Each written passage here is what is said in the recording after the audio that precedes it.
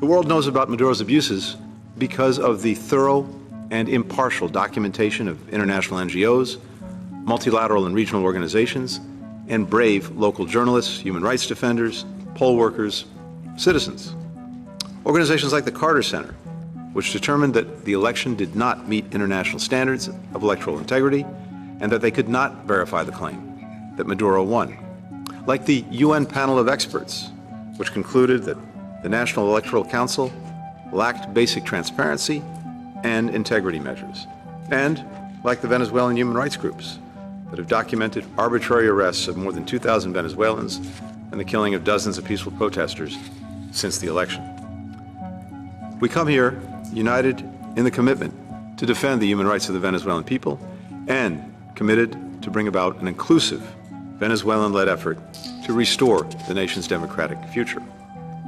That means insisting that Maduro engage in a direct dialogue with Venezuela's united democratic opposition that leads to a peaceful return to democracy. The United States and its partners stand fully ready to support this process. Our ability to stay united in this effort is crucial.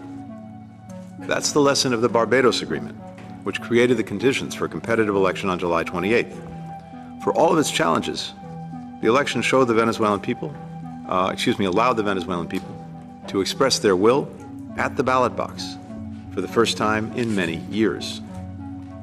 The regime may try to obscure the results, but the Venezuelan people have spoken. On September 10th, more than 40 countries, including the United States, adopted a UN Human Rights Council statement condemning the regime's widespread abuses and its erosion of the rule of law, and calling for the regime to end its repression. 2 days later, over 50 countries from Africa, from Latin America, from Europe, from the Indo-Pacific joined the European Union in endorsing a statement that called on the regime to stop violating the rights of Venezuela's citizens and to pursue an inclusive dialogue to restore democratic norms. We must demand that Venezuela provide full protection to diplomatic facilities and personnel and to people seeking asylum in those facilities.